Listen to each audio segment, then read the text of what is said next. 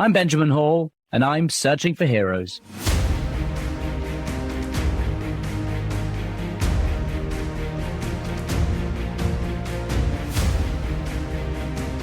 Hi, everyone, and thank you for joining me on the podcast again today. So, look, today I have a bit of a unique question for all of you, and I suppose it's one that might catch you off guard. It is this. How often do you think about your death? Now, for some people, it may be never. For others, every now and again. And for a few of you, perhaps it crosses your mind every single day. Well, imagine if you made it your goal to think about your death every single day. Not to be morbid, not to make yourself sad, but to become a better version of yourself. Because perhaps by reflecting on death, we start to think more deeply about life, how we want to live, what really matters, and what we might do differently if we woke up each day remembering that tomorrow is not promised. I ask you this question because this is a practice that my guest today has become pretty well known for. Sister Theresa Aletheia was actually featured on the front page of the New York Times in 2021 after she went viral for practicing memento mori, which is a Latin phrase that translates to remember that you must die. It all began when Sister Theresa started posting photos of a small fake skull that she kept on her desk. It was a visual reminder, that she said, to reflect on her death every single day. The idea quickly struck a chord, and people around the world became fascinated by this ancient tradition. Not one that's meant to be grim, but one that is supposed to inspire us to live life more fully. There's so much more to her story than that, like how she was an atheist before becoming a nun, but I'm going to let her share the rest of it. And as ever, I hope you enjoy. At this point, it's probably 8 years ago. I had been aware of the practice of meditation on death. You know, it's an ancient practice in the church that's been around since the very beginning. And I had the intention of beginning it at some point, but several years ago, I just felt inspired to begin the practice. And because at the time I was with a community that does a lot of ministry online, I started to tweet my journey. So I put a fake skull on my desk, a little ceramic skull, and I would look at it every day and I would think of my death. And it was actually a practice that really, really helped me in that moment. So I was gaining a lot of spiritual benefit from it, but at the same time I was sharing it online. And so a lot of people were interested in it. They kind of thought that I, invented it, but I really was introducing like a very ancient practice that people had kind of lost touch with. And so I never imagined the kind of attention that would happen from that and the kind of benefits that not only I would experience, but many other people would experience. But it's kind of one of my experiences of the internet, that of the positive things that can happen online when we're just in touch with what the Lord is doing in our life and we share it with other people, and it bears fruit. And so that was a case of that. Yeah. And I want to ask you all about your TikTok and your following and the Catholic nun preferences, this incredible TikTok video, which got millions and millions of views. But I want to dig in, first of all, still more to memento mori. Some people wouldn't imagine, they don't think of sort of remembering death as a source of strength. What is it practically? Like, I mean, in the day, do you sit down, for example, and you think of, do you say to yourself, one day I will die, and because of that, this is how sort of practical your thoughts about death and how it plays out in your life? Yeah, it's actually very simple. Saint Benedict, who established like the first monastic communities, in his rule, he said, keep death daily before your eyes. And so it can happen in a variety of ways. Like a lot of people will do kind of an examination of conscience at the end of the day or at some point in the day where they think about how the day has gone, how they could have been closer to God during different times, how they may have failed. So that could be a moment where you remind yourself, tomorrow could be the day that I die. And how would I have wanted to live this day better? Another thing that I often do is I will imagine myself on my deathbed, and I will just think of that moment and remind myself that that's coming. I don't know when it will come. It could happen. It could be a peaceful passing. It could be something that is sudden. But if that is a reality, and it is for all of us, that could happen at any time, how do I want to live my life in light of that reality?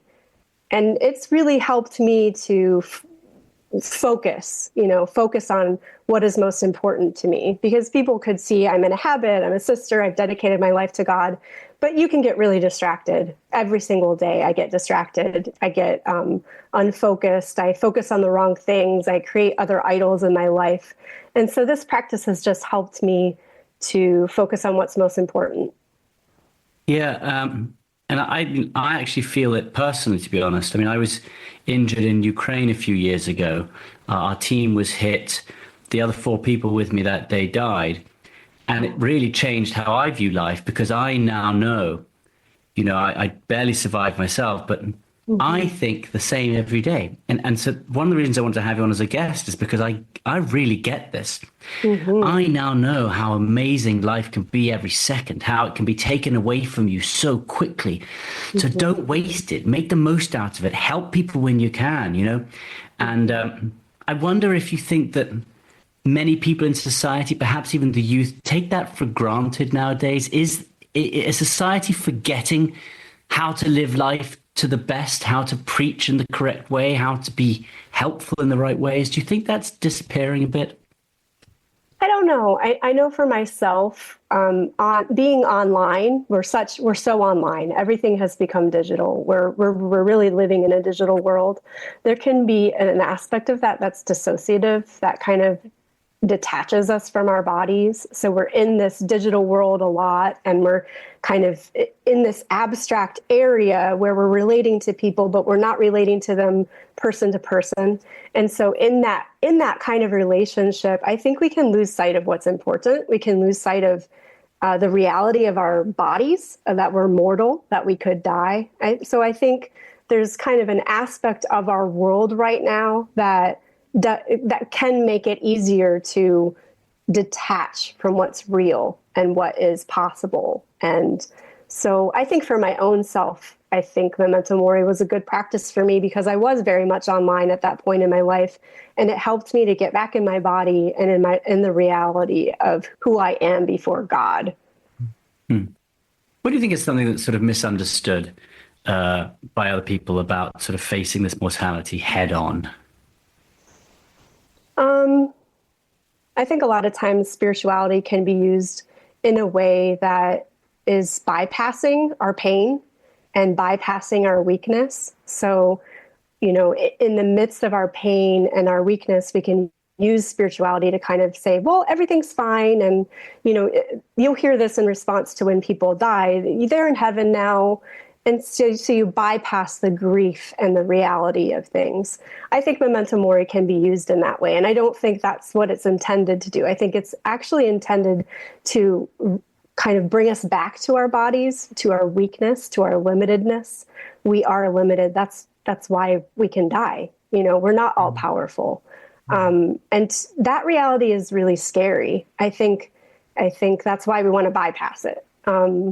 But that reality for a person of faith can be also empowering, because in our weakness, we are strong, as St. Paul says. So facing that weakness head on, we have the strength to do that in God. I don't think I would have the strength to do that otherwise, but we do have the strength to do that in God. Because I was going to ask you, what do you say to people who are afraid of death? How does thinking about death help them? But I think that you've sort of answered that. You become stronger by looking your fears straight in the eyes or straight at them. And maybe you become weaker by running from them. So even if you are afraid of death, you would say, look at it. Even if it is difficult, think about it, remember it, because by doing that, you become stronger. Yeah, and I think it's just a reality that we're afraid of death. Like, of course we're afraid of death. I'm still afraid of death. People talk to me and kind of assume that, well, you meditate on your death all the time, so you've probably it's almost like they think of it as an elevation. Like over time, I get to a place of perfection where I'm not afraid of death, and it's not a ladder. It's a reality. It's entering into a reality every day of my weakness before God and my dependence on him and the beauty of that. But what are you afraid of death for, if I may ask? Because there is a heaven afterwards. You have dedicated your life to serving God.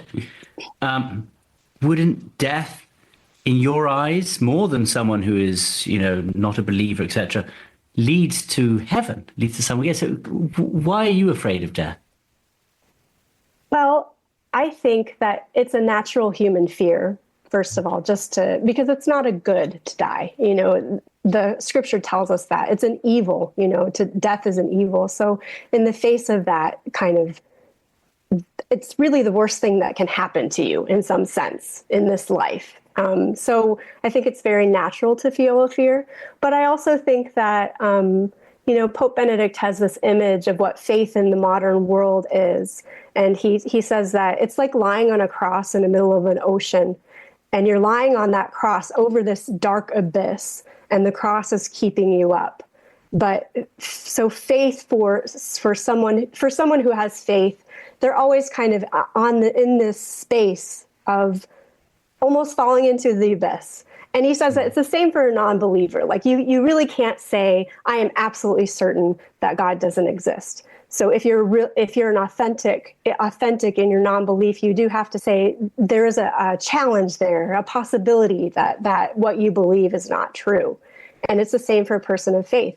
So I think, I used to be an atheist, and what I would say to people, there's not a huge difference in what I am now and what I used to be. Faith doesn't suddenly make everything clear and perfect. Faith doesn't guard you from doubt. Faith doesn't make life and heaven certain in a way. It doesn't make it crystal clear, because how can we as humans understand something so far beyond our understanding as heaven? We can't. And so for me, it's embracing that weakness of doubt, of unsurety, of the fact that I am just a human being with all these human feelings that an atheist feels and I also feel, but before God, because I do believe in God. And so I can cling to him in those moments of unbelief. Like the man says in scripture, Lord, help my unbelief. Mm. You mentioned there that you were an atheist before, and it's a really interesting transition. I believe you were working on a farm in Costa Rica when you suddenly decided to. Will you tell us the story, how that transition happened? Had you been thinking about it for a while? Was it more sudden? And then how quickly did you act on it once you made that decision? Yeah, I became an atheist when I was 14. It was really because of the problem of suffering, but also because of bad examples that I saw in the Catholic Church. And I just thought to myself, I think I can do this better by myself. And so I became an atheist at that point. I didn't become confirmed.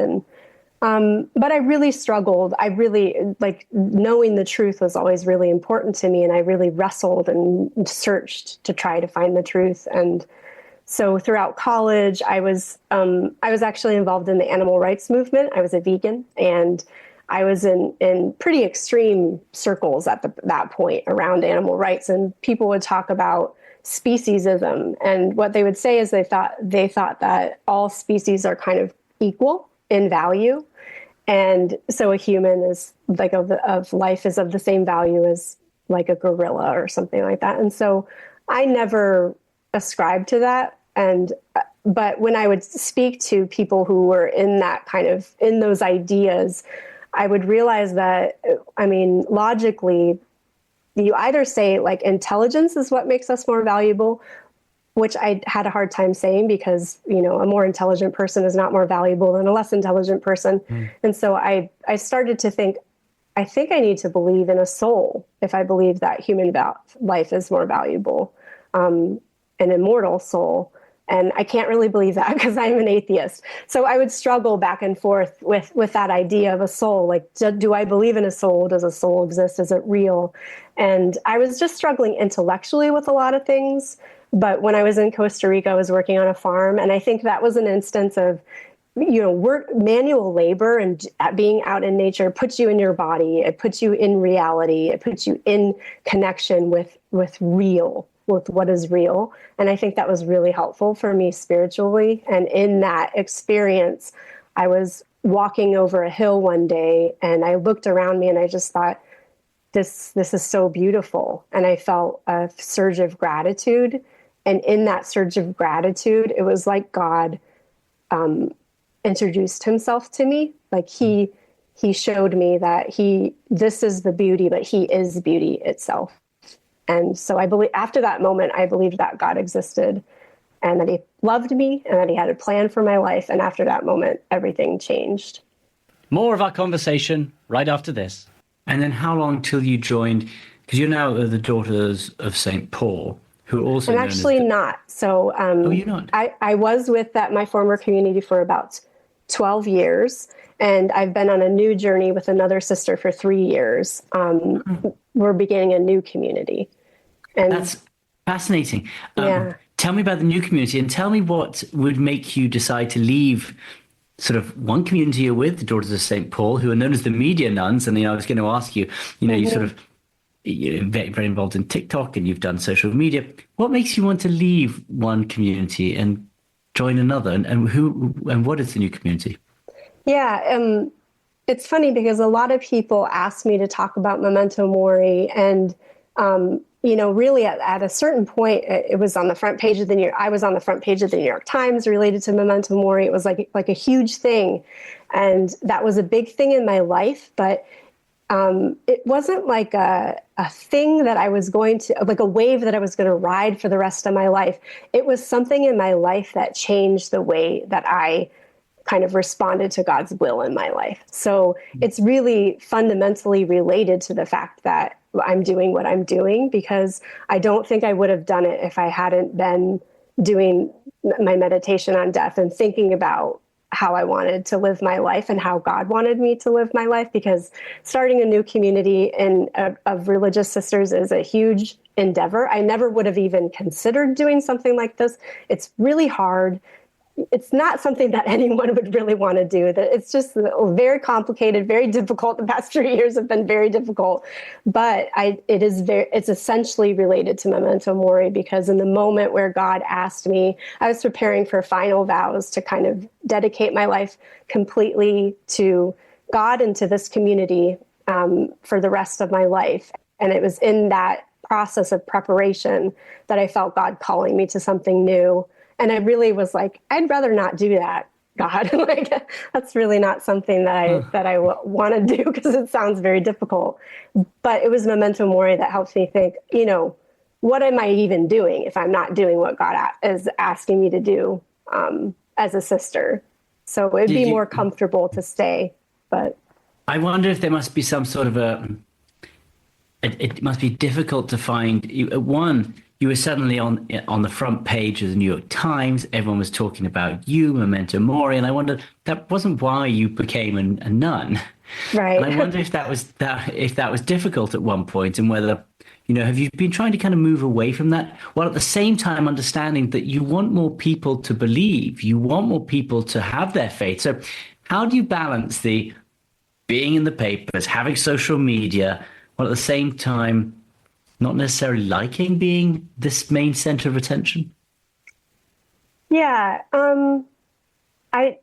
One thing that I think was helpful before I got on the front page of the New York Times, because something like that can really go to someone's head, but I'd been meditating on my death every day. And so in light of that perspective, being on the front page of the New York Times it's a blip. It's really in your whole life. It's really not that important. And it kind of helped me. It was a perspective that kind of was like, this is kind of like the top of what could possibly happen. And I don't know, it's really not what life is about. And I think it actually was a meditation for me, for something of how fleeting life is, and how people forget you. Whether or not you get on the front page of the New York Times, people will forget you very quickly. Mm. So it's really about doing what God is asking you to do. And for me, that is serving other people. And our new community is focused on serving people on the fringes of the church, but especially people who have been abused or wounded by members of the church. And that's a difficult mission. That's a difficult way to serve. But I think this practice really helped me to embrace the difficulty of that, because doing something important and worthwhile is always difficult. It's always involved suffering. Serving people involves suffering.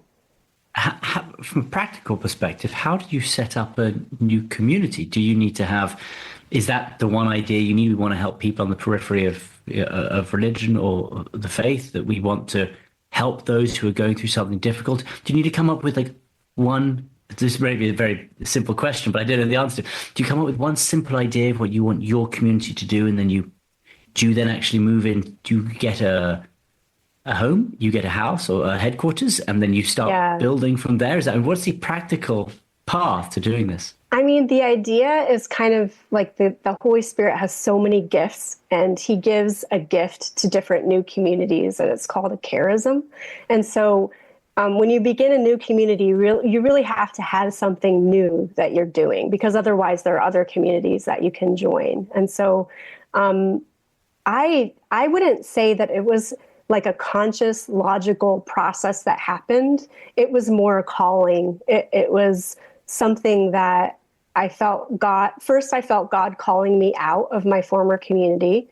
And I knew that I was called to religious life. I knew that I was called to something that was similar to what their mission was. So I was very confused, but God, in prayer just made clear to me who he wanted me to serve. And I think it's a group of people for me that have always been on my heart, but I also think that they're on God's heart, because God always has a heart for the people who have been hurt, people who are the most vulnerable, people who are the most weak.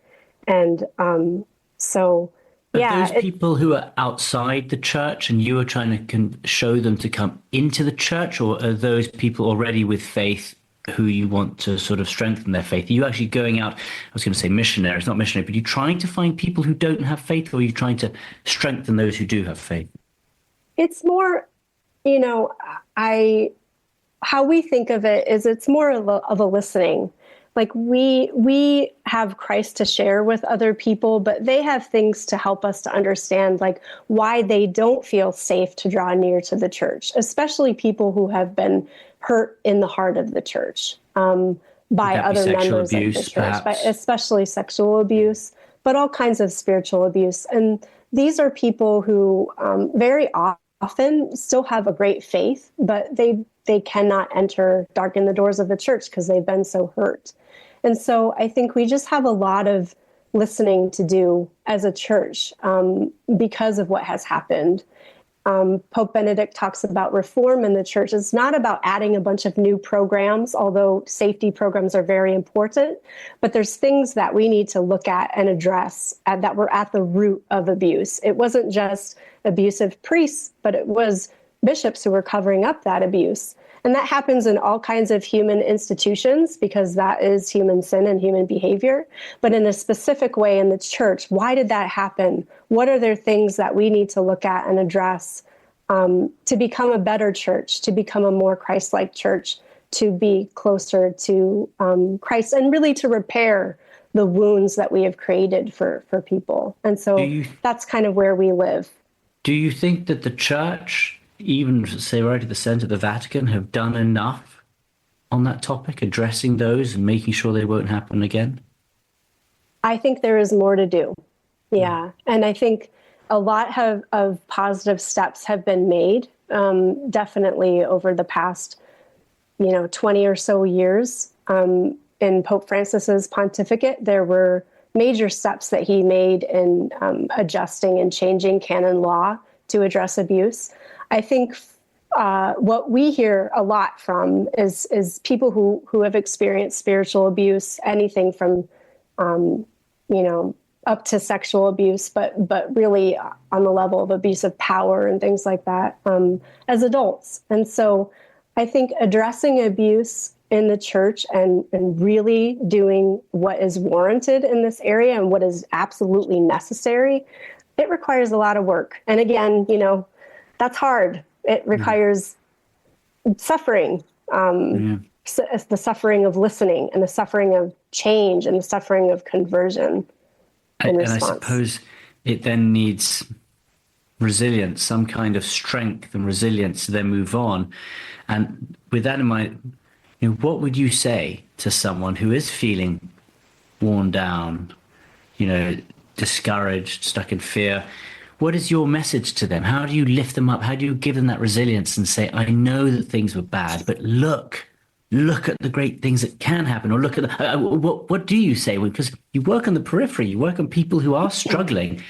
What is your message of hope to them? I think one of the most hopeful things that people find in the work that we do is that we don't kind of put ourselves on a pedestal and from that pedestal say, here's the things that will make your life better. It's more meeting someone in their own suffering and listening to them, because they have learned something in their suffering.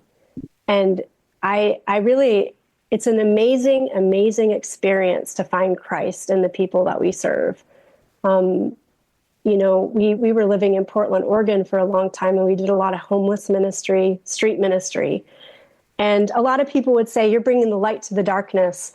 And that's not how we saw it. We were going through a really difficult time at that point, and we would meet people who would talk to us about faith, and we would leave with our faith strengthened. So it's kind of a relationship of reciprocity, of really meeting someone in their suffering and knowing that there's a wisdom in there.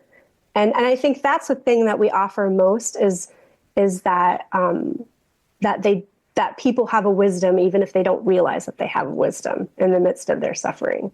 That does sound quite intense. It would have been my sort of just assumption that you are struggling, but if you pray harder, or if you help others, there's joy, or there's light after that, or so I'm quite surprised that that's not really the message. It's okay to suffer, but it's okay to keep suffering, right? You don't want to say it's okay to keep suffering. You want to try and get them out of the suffering, right? Right. Yeah, but life is suffering, Yeah, then you know that just as well as I do. Like, every day involves sacrifice and suffering. And so we find joy in that. I it think makes you stronger. And without a doubt, yes, the hard times make you stronger. Mm-hmm. They give you a wisdom. Like, I would say that out of the deepest suffering that I have experienced, God has given me a strength, an interior strength, and a wisdom. And it helps me to face every day in a way that, it's not a kind of bubbly, spiritually bypassing all my suffering. Like life is so great, but because life is not always great. Life can be really tough. And it's really, really tough for especially the weakest and most vulnerable among us. And yet they are the ones who teach me how to find joy in those moments. To speak to someone on the streets who is addicted to drugs, who doesn't have any family. Very often they were dropped off on the streets as teenagers. They didn't have love in their family. So many people we speak to on the streets have been sexually abused in their childhood. So all of that suffering, and yet in the midst of that, they will say to us, "Sister, God is my strength." They will give me pep talks that I will walk away from and think, my God, how can I complain if that person can find joy in the midst of their experience? You talk about your own suffering. Can you tell us a bit about where that suffering came from? Yeah, this is something that we've spoken about publicly. Sister Danielle and I are the ones who started this new community. And we experienced a really incredible betrayal of a priest who was our spiritual director, kind of our spiritual mentor. And he assaulted another sister, not one of us, but another sister. And that experience of knowing that someone we trusted and we loved did something like that was a time of incredible darkness for both of us. And that is when I started to meditate on my death. So people actually don't know that there is that connection. I don't really talk about it a whole lot. But in the midst of sharing this practice that everyone was really finding a lot of fruit from, I was hanging on for my life, to my faith, to my vocation, to a lot of different things. And so, that's one of the more recent things. Yeah. Yeah. And I think you're right. I think there's no life that doesn't have some kind of suffering in it. And I think it is about how you find your way through that suffering, which is, I think, what we're all trying to learn. If you wanted to sum this up, what we've been talking about today, and if someone was listening, what do you think is the one message that you would like people to remember if they hear you speak? Let's say it's someone who's going through something that's difficult, but like, what would your message be to them? I mean, I guess I would just think of what I say to myself and what God says to me, really, because that's what I hold on to. And I think when I'm worried, especially about the future, for instance, I feel what I think of is God is my future. And that's what I hear in prayer. Like, I am your future. And I am with you. I hear that a lot in prayer. Like, God is with us in the midst of our suffering. And it is how I bear the suffering of life, is I find God in it. And he is there, that is where he wants to be the most, is with those who are suffering most deeply. Yeah. Well, just after the attack in Ukraine, first of all, I thought of my family. And right after that, I thought and I spoke to God. In that one moment where almost everything was gone, went back to the faith, and so I know exactly what you mean. Look, Sister Theresa, thank you so much for joining me today. I really appreciate it. All the best. I hope that your new community, succeeds and thrives. And I know that we need more people to focus on people on the periphery, people who are struggling, because it's only by lifting up those people that we can all hope to get better. So thank you. Thank you for what you do. Thank you, Ben. I really appreciate it. Thanks for listening to Searching for Heroes. Listen ad-free with a Fox News Podcasts Plus subscription on Apple Podcasts, and Amazon Prime members can listen to this show ad-free on the Amazon Music app.